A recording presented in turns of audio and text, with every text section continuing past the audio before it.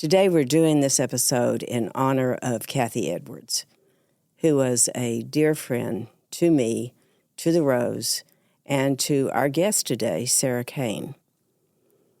Sarah brings us a lot of different aspects to life. You know, she's one of those that believes strong people need help too. She understands what it means to network with others. But most of all, what we learned from her is there are three kinds of cancers: the treatable, the curable, and the terminal. This is a woman who carries a cancer gene and understands it at a very deep level. When you subscribe to our show, you help us grow. Someone you know may need to hear this story, so please share with your family and friends and consider supporting our mission at therose.org. Let's talk about your breast. A different kind of podcast presented to you by The Rose, a breast center of excellence and a Texas treasure. You're going to hear frank discussions about tough topics, and you're going to learn why knowing about your breast could save your life. Sarah, thank you so much for being with us today. It's just such a delight to be in the presence of a woman who has been called a living legend. Oh. Come on.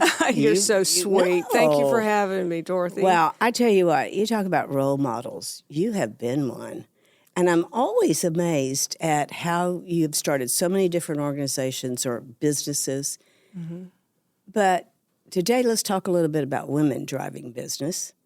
And I think about 20 years ago, where did you get that vision? 20 plus, right? This is the 21st year. Ah.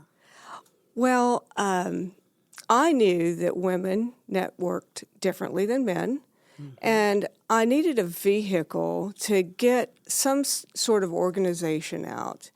And I came up with an idea of approaching the Houston West Chamber of Commerce, Jeannie Bollinger, to start Women Driving Business. And I went to her with my idea and my plan and my reasoning.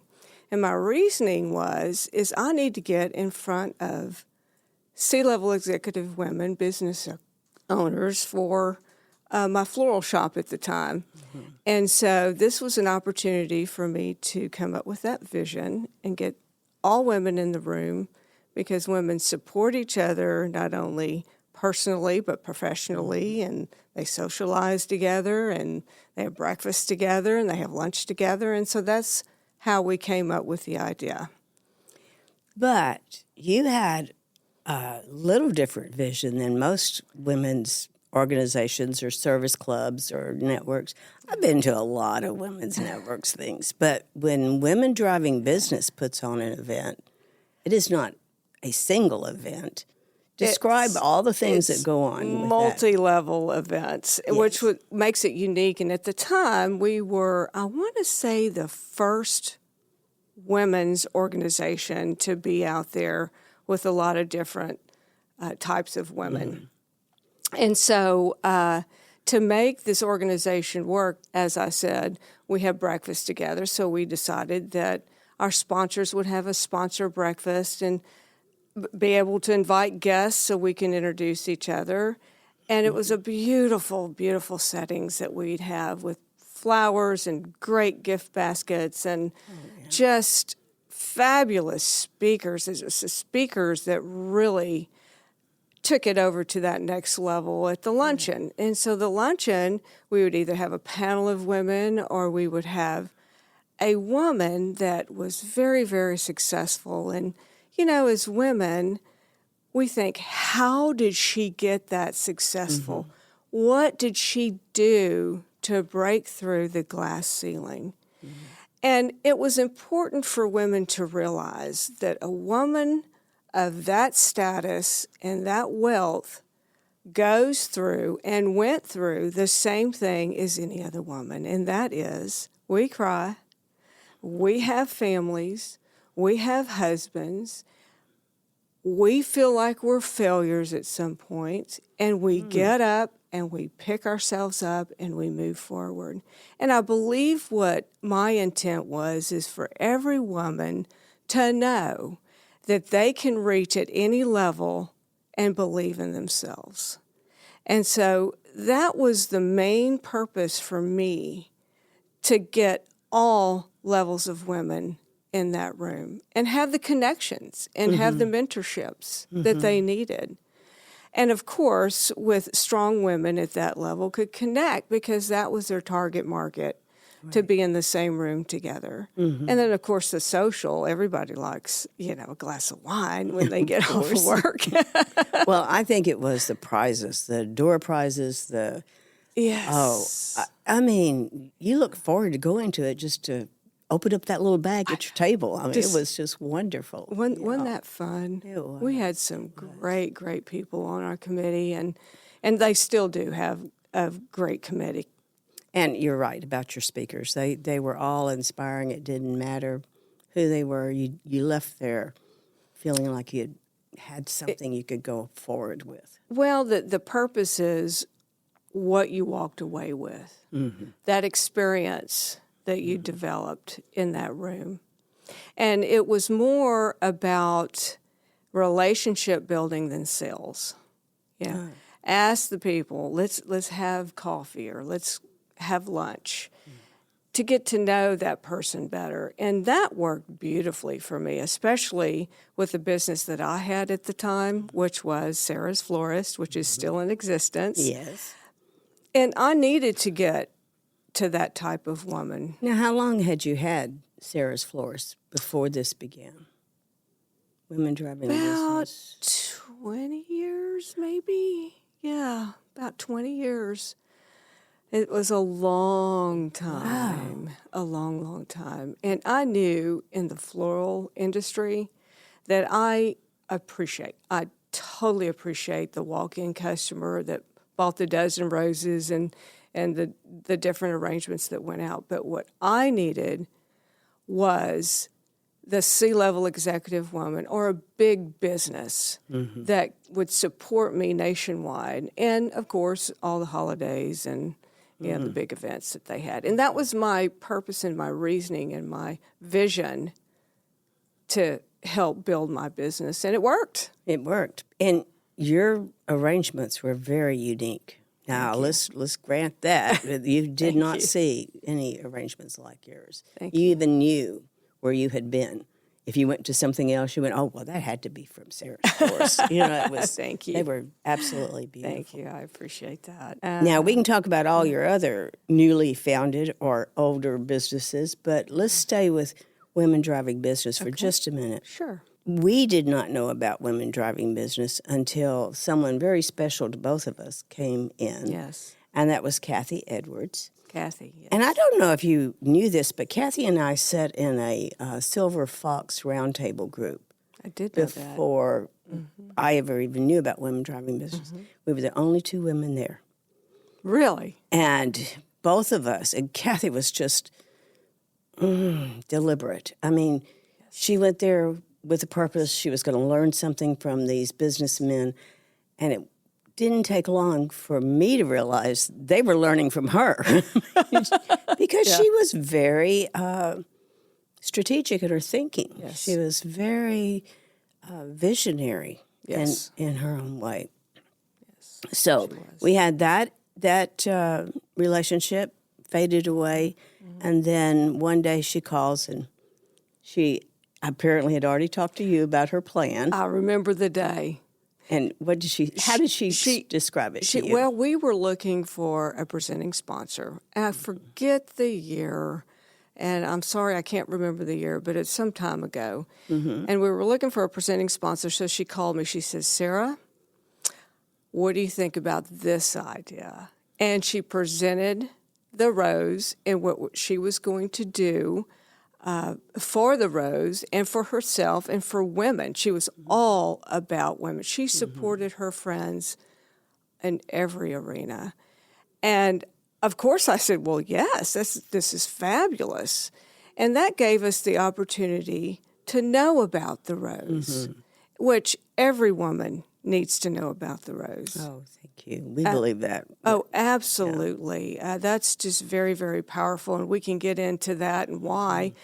But Kathy, getting back to Kathy Edwards, she had a strong passion for the Rose, and, of course, for women and health. She was about trying to stay healthy and diligent in her health, and especially, I noticed with her employees. Yes. Now let's talk about what she created, West Park Communications, which was her mother's. That's So right. her mother, Edna, started West Park Communications 57 years ago. And I just had a conversation with her, which was wonderful. Back then, you had to have your husband sign, to get a business. And she and her sister, I believe, are the ones that started it. And then Kathy, of course, took it over once Edna was wanting to retire and slow down a little bit. And Kathy, of course, took it to that next level. It's still in existence today and is doing quite well. And we've been clients forever. For many And I years. remember when Kathy approached me, there's this unique aspect of Kathy. She never was aggressive. She was always very, very forceful in her own way, but quiet. And she just said, Dorothy, I hear you talking about the calls you're getting and how you can't get to them and people hanging up. She said, we could help you with that. And, oh, my gosh, opened my eyes to that kind of service. We had never had anything like that. And it made such a difference. Kathy was always intentional. She had a purpose, and her purpose was always positive in helping others. So for our listeners, what Kathy did that year was she actually covered the cost of being the presenting sponsor. Yes, she did. And was it $5,000 or $10,000? It was $10,000. $10,000, right. And the Rose did not have $10,000. And I was thinking, and when she approached us with it, I said, well, Kathy, that's very generous of you, but oh my gosh, I don't even know how all this works. Well, she just opened that door, smoothed the path. She did. And brought us right in, and we had to pretend. Yes. Because she wouldn't let anyone know. Oh, no. That she was actually the money behind it all. Right. And that introduced us to a whole different league of women.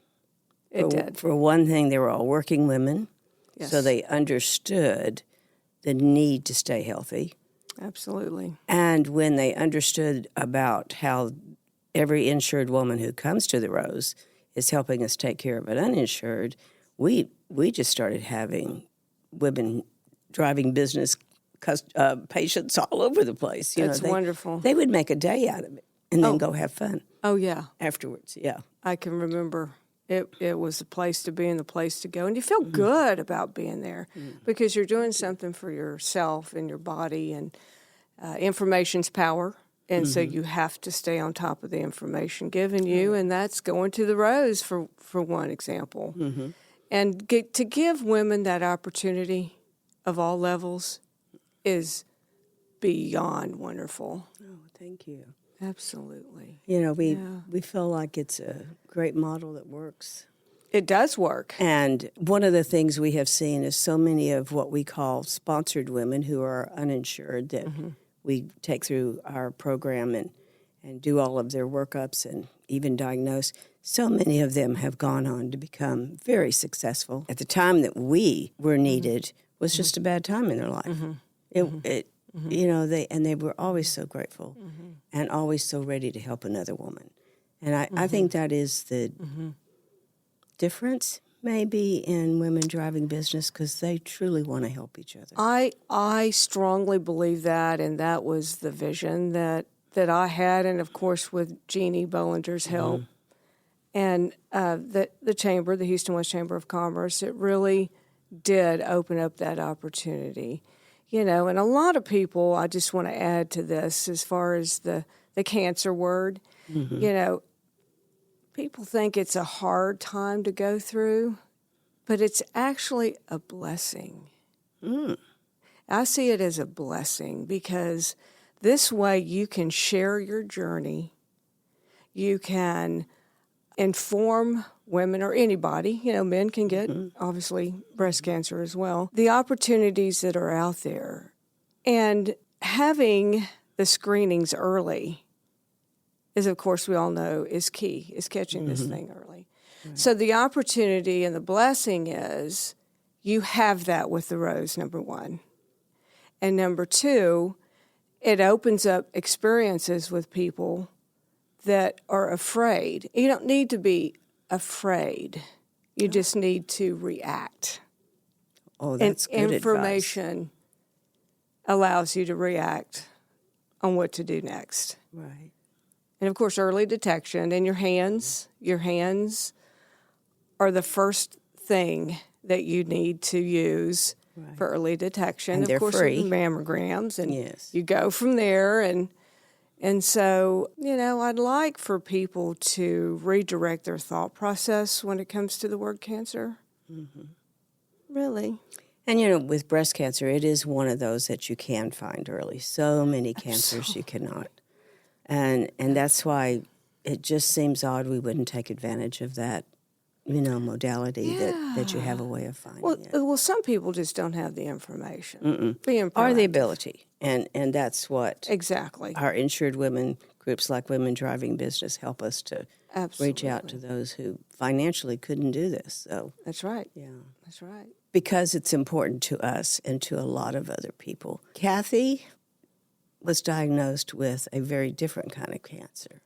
She was. She was.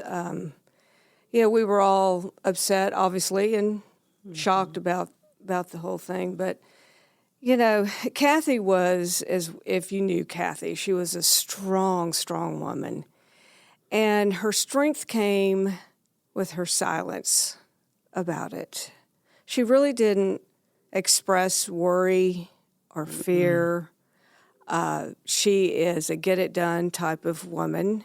Mm-hmm. And she went, of course, to the doctor because she was having some issues in her stomach and spent a long time trying to diagnose this thing. And she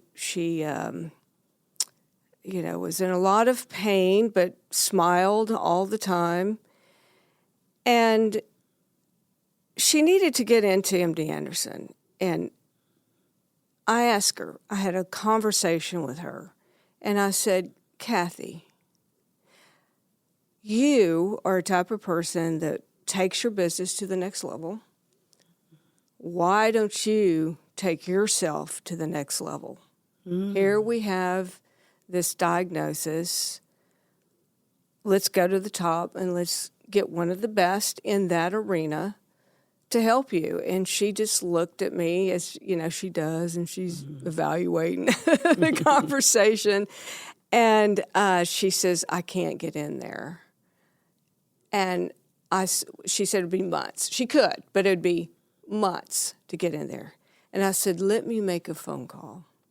And she said, okay. Well, through Women Driving Business was my contact that knew Kathy. They didn't know each other, but she had heard of Kathy. And I asked for a favor. She's with MD Anderson. I said, can you make a phone call on Kathy's behalf? She said, absolutely, I'll do it now.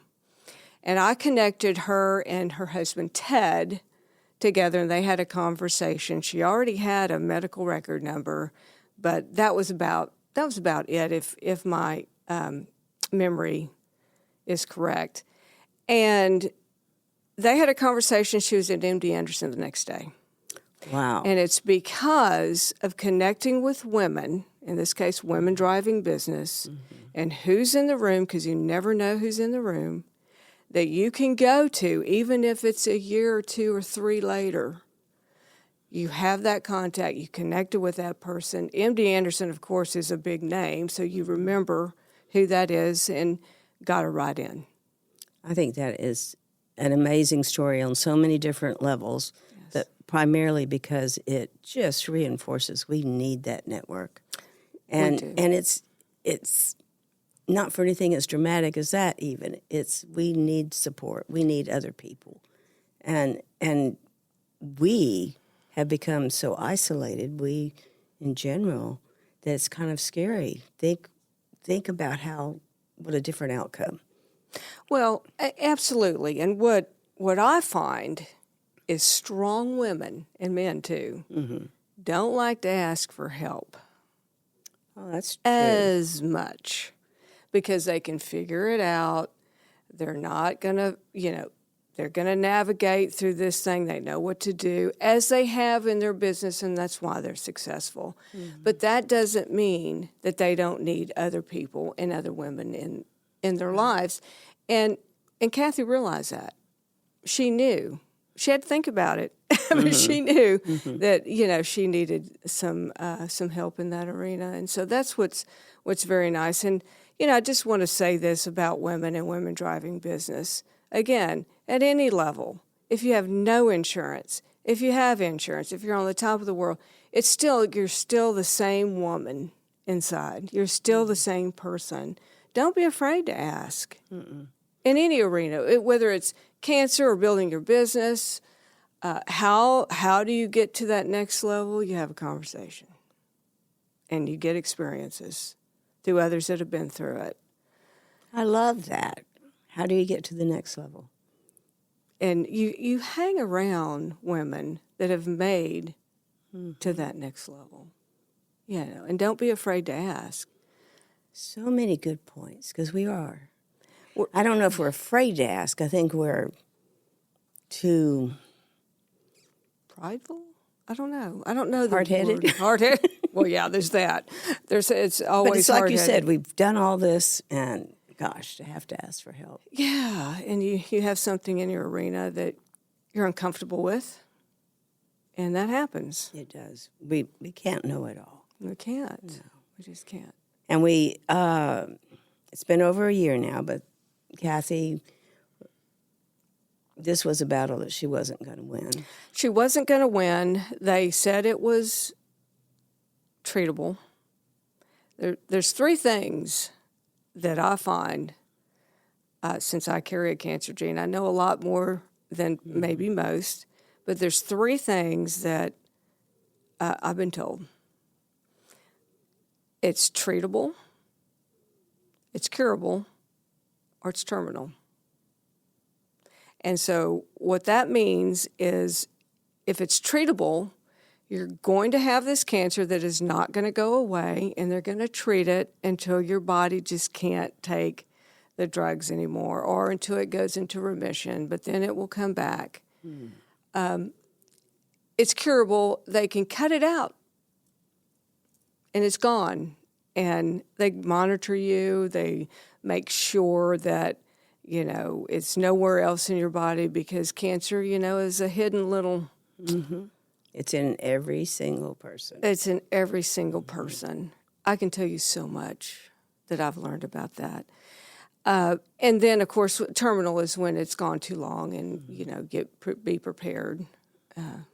So when you talk about, a lot about cancer, you're in a clinical trial right now. I am. Why? What convinced you to do that? Well, I had colon cancer when I was 46 years old. Actually, let me retract that. I had precancerous polyps when I was 46 years old, and decided that I would do genetic testing, which, if you have the ability, that is a great thing to do. And I carry a gene called Lynch syndrome. And Lynch syndrome is mainly your colon, your stomach, uterine. I mean, it can just go all over the place. And so at 46, after I had that precancerous diagnosis, I started learning more about what I need to do to help stay healthy. And I ate what I thought was right and took vitamins and all these different things. And stress is a big factor in cancer. Well, at 56 years old, 10 years later, I had colon cancer. Little bitty stage 1 colon cancer. They found it because of screening. And they cut it out. I want to say they threw it in the garbage, but they didn't. They took it to pathology and found that there was no more cancer. And so that was good, and continued on getting monitored. And then at 66, 10 years later, I had precancerous polyp again. And so what was interesting to me, because I'm thinking I'm doing everything I'm supposed to do, my doctor, one of them, I have several, said, well, what did you do different? I said, well, I was under a lot of stress. She goes, bingo. Wow. And I thought, okay, so stress causes inflammation. Oh, yeah. Yeah. Food, she told me, this particular doctor, I have several, but this particular doctor said 70% of the people that go to MD Anderson don't need to be there. It's because of their dietary habits. It's in our food. And, of course, environment. There's, but it's mainly the food, processed foods, So my advice is to stay away from processed foods as much as you can. And then what happens is with Lynch syndrome and other cancers, your body doesn't recognize to attack it and kill it, because our bodies are designed to heal itself. So it's a glitch, I believe, in the system. And so Dr. Lynch himself was telling me about this vaccine study that was going to be developed. He was very excited about it. He said, this was 5, 6, maybe 6 years ago. And then he was so excited about this new opportunity for people to consider, and it was still in the works. And so I said, well, that's good. And then, of course, I forgot about it. And this past October, they approached me about this vaccine study. And I went, oh, no. And I said, let me pray on it, and I'll call you back. And then I remembered what Dr. Lynch said. So I called him back, and I said, I'll do it. And so what they're developing, and they've had great success in this particular vaccine with colon cancer, and I'll talk about the breast cancer vaccine too, but they are having great success with it. And there's different hospitals all over the world into this study, and they have, I want to say that it was 38, maybe 35 people that they were searching for to be in this vaccine study. I was number 3 at MD Anderson. And at the time, 25 of us were doing it. And she said there is great results, and they should release some very, very, very important information this summer that I'm excited about. I'm not saying it's going to eradicate it, but it's certainly going to tame it. And that's why I wanted to do it, as far as what can I do as a person to help. Maybe I'm the answer, maybe I'm not. I don't know. But you don't know unless you try. Right. The vaccines were, well, I've had 12 so far. It's 12 different vaccines, 4 at a time for 3 months in a row, and then I get a break and they monitor me. Yeah, they took tissue from my stomach and everything, and now they're going to take more tissue in a year. It's a 2-year study.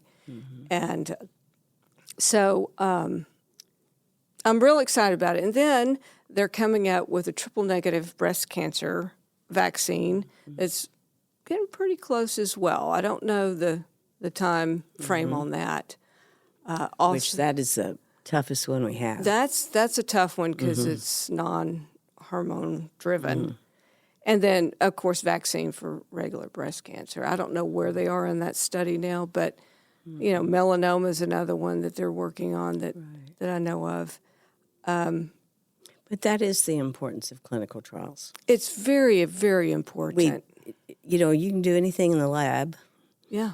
But once you get to the human body, that is so complex and has truly a mind of its own. And the only way we're going to know is with brave people who stepped forward and said, okay, let's try it. Let's try it. Yeah. After After the first round of vaccines, I'm like, ooh, I don't know. but But I feel great. I actually feel better than I have in a long time. And I don't know if it's psychological. I don't know. But alls I know is there is hope. There is, I believe there's hope. And I can tell you this. All of the doctors at MD Anderson that I've come in contact with wants to find a cure. There's talk out there they don't want to find a cure, big pharma and all this kind of thing. And I don't know what level that goes, but I do know that if you've had cancer or you're on a vaccine, you're still going to have to go and get monitored and checked, just like the rose. Right. It's never going to be a stop. Oh, I'm well, I'm never going to have this again.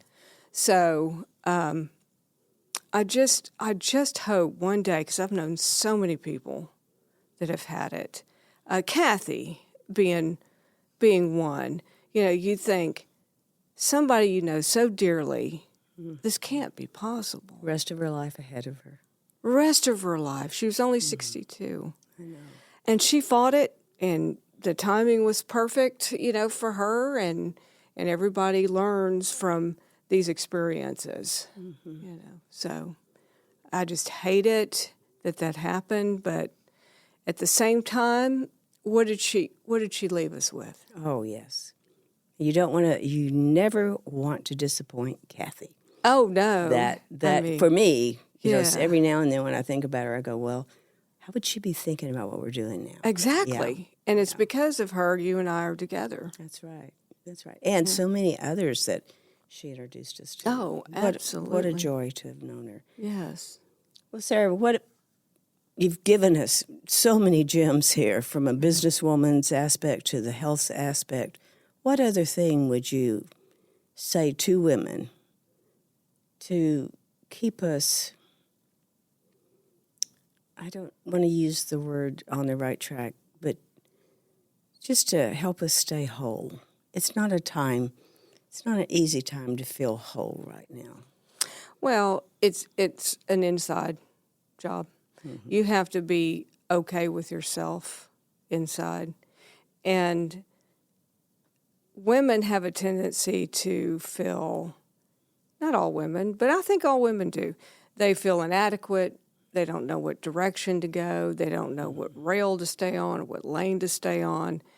And all I can say is you are the pilot of your life. Life is short, but you're the pilot. So you can direct yourself in any direction. And you can't, and I don't know if I want to use this word, you can't fail. Nobody can fail. You can make a mistake, and you can correct it, and you can find a different path. But failure, people always say, well, failure is not an option. Well, it is an option if you choose to, fail yourself, but you're a better vehicle in life. You're a better person in life. What can you give to someone else? Right. That service aspect. And the service aspect. And surround yourself by successful, like I said, women and men. And don't be afraid to ask. I think that's the best advice of all. Don't be afraid to ask. Don't feel intimidated. A lot of people sometimes feel intimidated. Well, I never was one of those people because I knew that every woman likes to ask or give advice. Yes. Help is around the corner. Help is around the corner. Help is coming in, right. And stay diligent with your mammograms and your, if you're able to do genetic testing, do that, because I also carry the breast cancer gene as well. And, that is something I'm just going to add it here that we just started doing. Oh, good. And for our uninsured women, think about the life-changing impact, just being able to have that information. Yes. That I'm so happy. And, of course, we had to have help. We had to have Natera come in and say, we'll help you with your uninsured. Everybody wanted to do genetic testing here, right. But no one wanted to help us make sure that the uninsured had that option too. So, that's great. People care. That's so great. And we can't let, like you said, big business or any of that malarkey get in the way of what we need to do. Absolutely not. Yeah. Absolutely not. Information's power, and you can react on that information. And don't be scared. That's another thing. Don't be scared. Right.